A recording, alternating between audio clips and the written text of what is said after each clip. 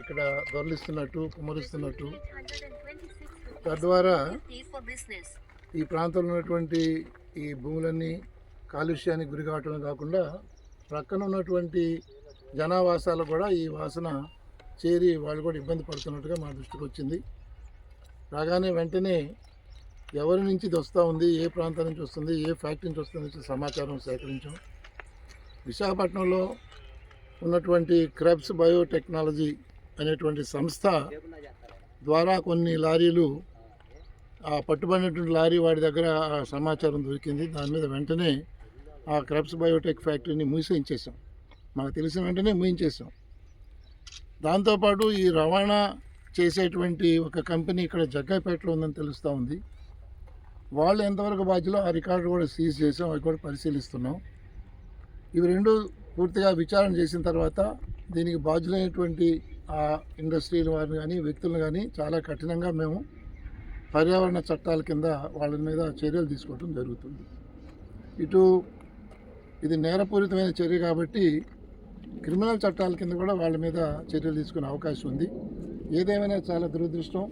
ఇంత పెద్ద ఎత్తున బాధ్యతారాహిత్యంగా ఆ స్థాయిలో ఉన్నటువంటి పరిశ్రమ వాళ్ళు కావచ్చు, లేదా అవి తీసుకొచ్చేటువంటి రవాణాదారులు కావచ్చు, ఈ విధంగా చేయడం చాలా దుర్మార్గం. ఇటువంటిది అభివృద్ధి చెందుతున్న మన రాష్ట్రంలో ఇప్పుడిప్పుడే తేరుకుంటున్న మన రాష్ట్రంలో ఇటువంటి కార్యక్రమాల వల్ల స్థానిక ఉండేటువంటి ప్రజలు నష్టపోతారు. ఈ భూముల విలువ దెబ్బతింటుంది, పక్కనున్న గ్రామాల వాళ్ళ ఆరోగ్యం పాడవుతుంది.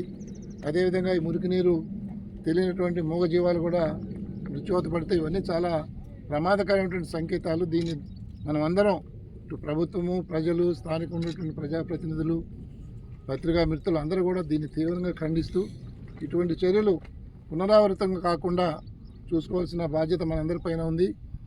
ఈ సందర్భంగా నేను మనవి చేసేది ఏంటంటే ఇటువంటి దుశ్చర్యలు ఇంకెవరైనా చేస్తున్నట్లయితే కూడా గమనించి స్థానికంగా ఉన్న ప్రజలు అందరూ అప్రమత్తంగా ఉండి ఇటువంటి కార్యక్రమాలు ఇంకోసారి జరగకుండా రాష్ట్రం మొత్తం మీద ఇటువంటి దుర్మార్గాలు ఎక్కడన్నా కొంతమంది చేస్తుండొచ్చు. అటువంటి వాటిని పట్టుకొని కఠినంగా వాళ్ళ మీద చర్యలు తీసుకుంటే ఇటువంటి దుర్మార్గాలు జరగకుంటాయని నేను అనుకుంటున్నాను.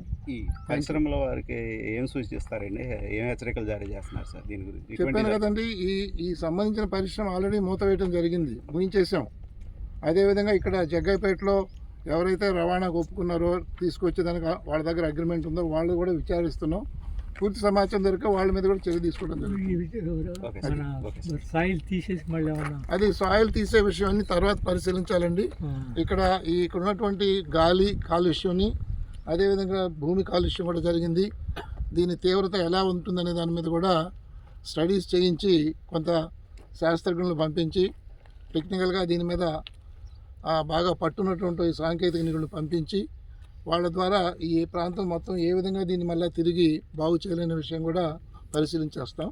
తద్వారా మరి రైతులు, ఇక్కడ ఓనర్సు ఆ కంపెనీల మీద పెనాల్టీ వేసి ఆ పెనాల్టీ విధించినటువంటి సొమ్ము ద్వారా దీన్ని ఏ విధంగా బాగు చేయాలని కూడా ఆలోచిస్తున్నాం. Thank you.